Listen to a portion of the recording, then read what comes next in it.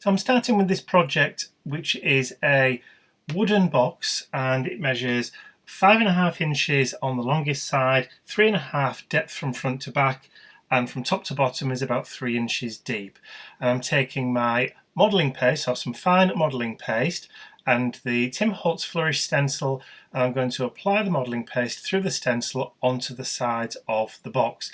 Now, I haven't treated the box with anything to start off with. It's literally as it came from the shop, and all I'm going to do is just to pass that modelling paste through the stencil quite thickly because I want it quite detailed, and I'm going to repeat the process on all 4 sides. But you'll see me do 2, and then I'll skip to the end because you obviously don't want to watch the same thing over and over and over again.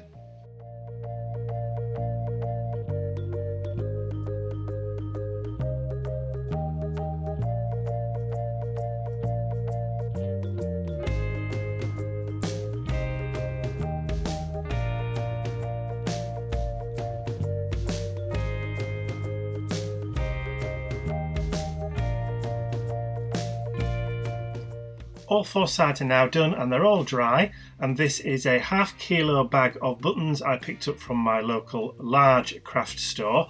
Not very expensive, and all I'm going to do now is, using the hot glue gun, which you can see just there, which is all nicely primed and ready to go, I'm going to begin by sticking a line of buttons all the way around the bottom part of the box. I'm not going to be sticking any of the buttons to the lid, just to the box.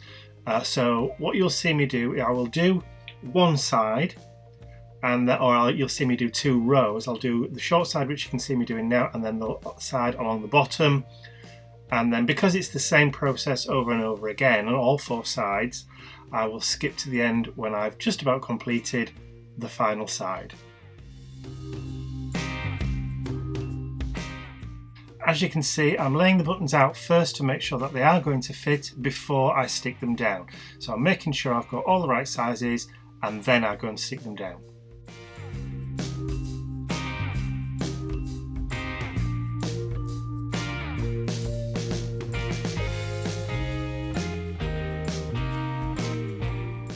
All 4 sides of my box are now framed with the buttons, and I'm just taking out some white gesso. This is the white Gesso Good from Indigo Blue, and all I'm going to do now is I'm going to cover all 4 sides and the top in white gesso. Now, I know that I'm going to have to do 2 or 3 coats on this to cover all of the buttons to make sure none of the colours coming through.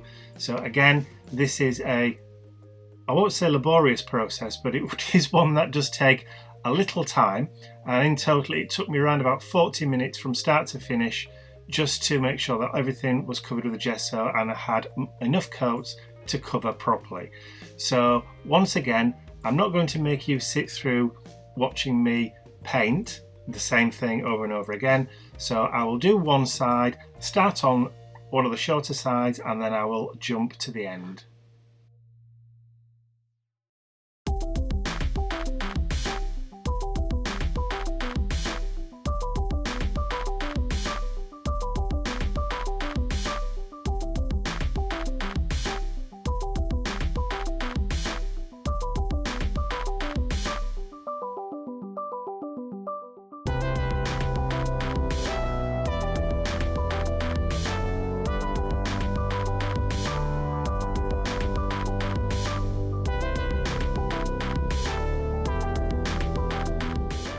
Now that all 4 sides are covered with the gesso, and I've covered the top part of the box in a little bit of gesso, I'm just going to add some white gesso to the inside top of the box.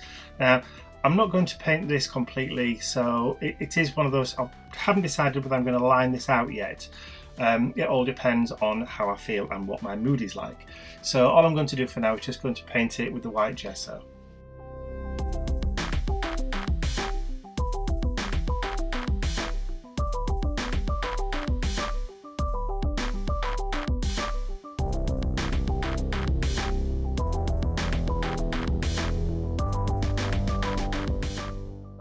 Once I'm happy with the coverage of the gesso, then I'm going to just bring out my heat gun and give it a quick blast just to make sure it's all dry before I can move on to the next stage.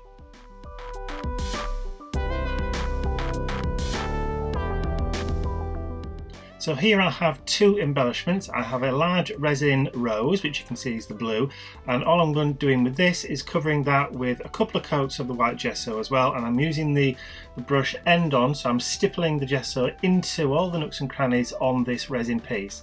And I also have one of the larger buttons from that bag of buttons that I showed you earlier, and I'm also going to cover that in the gesso too, but only around the outsides. I'm not paying too much attention to the middle of the button because that eventually will get covered up.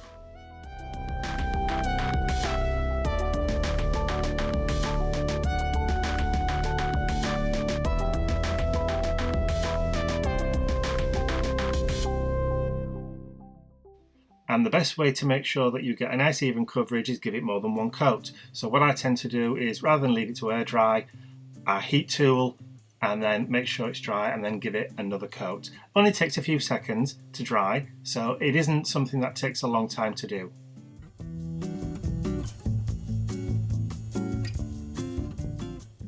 Now that my box and my embellishments are completely dry, I'm bringing out some of my Artiste acrylic paints. This is a sage colour, and I'm going to cover the entire of the box, all of the buttons, with this sage green paint. Now I'm making sure that I'm doing it on a dry brush, and I'm trying to manoeuvre the paint as much as I possibly can, and only loading the brush back up again when I know there's no more paint left on there. I am not mixing the paint with any water at all. If I did that, the paint would just smear and I would get brush marks in it and it would look an absolute mess. So using a dry brush is very, very important.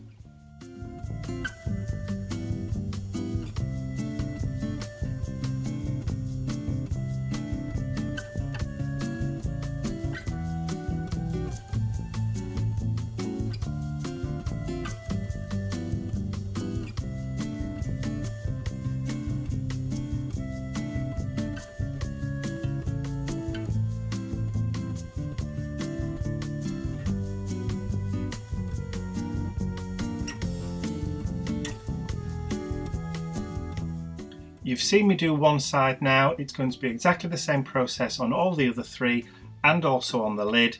So I will move into super speed and jump straight to the end.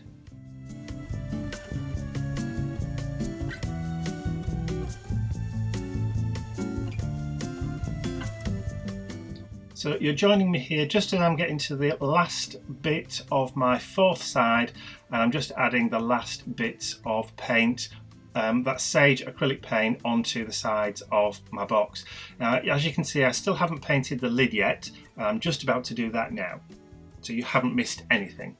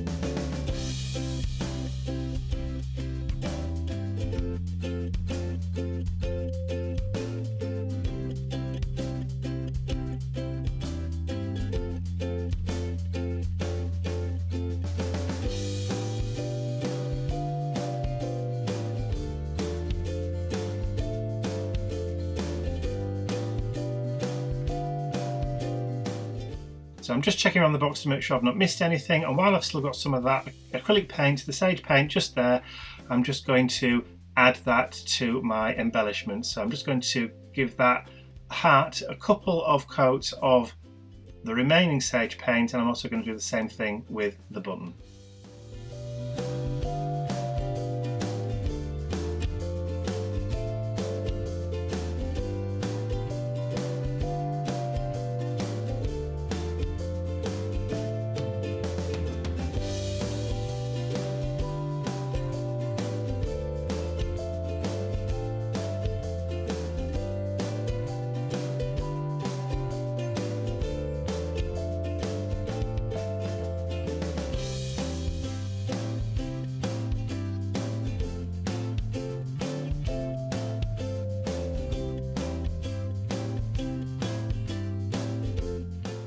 So the next step is to bring out some gold acrylic paint. This is the Goldfinger from Indigo Blue, and I'm just dry brushing some of that gold paint across that white mesh in the top of my box.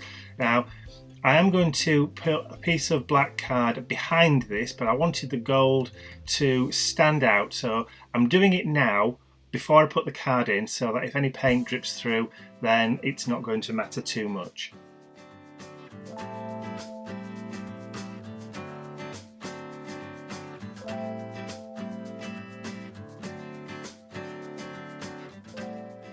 So now that the mesh is dry, I'm just going to add some of that hot glue onto the large button, and I'm just filling that cavity in the middle, and then I'm going to place my heart over the top.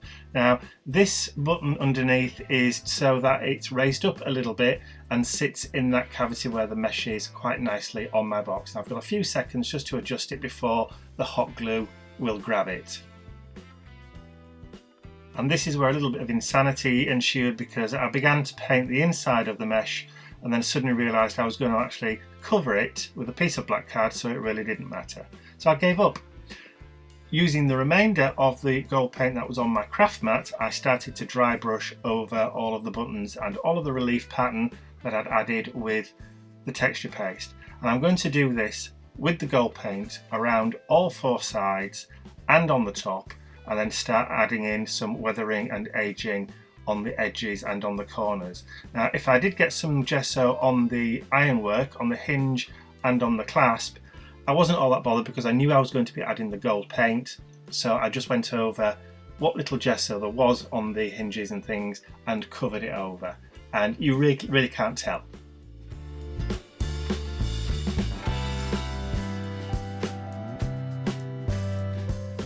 So I'm going to continue dry brushing the gold paint all over the box on all four sides.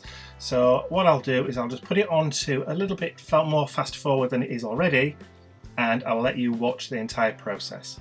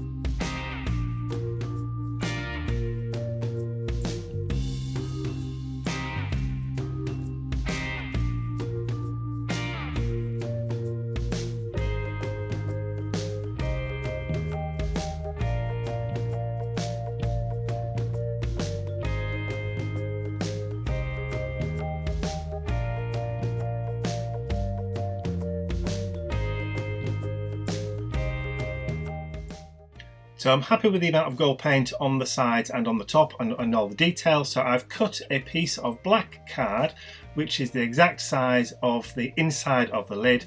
And as you can see, I'm just adding a little bit of craft glue around the outside of the card, and then I'm just going to drop that into place on the inside of the card.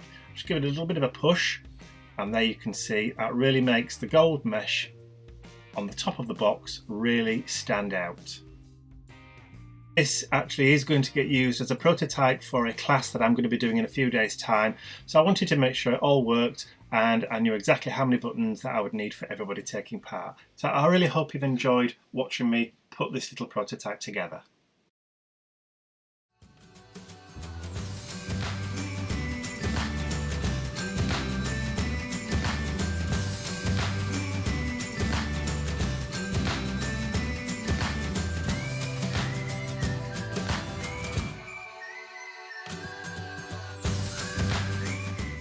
If you've enjoyed this video, please remember to give it a thumbs up, share and subscribe for more videos like this. That's all from me for now. I'll see you all again real soon. Bye for now.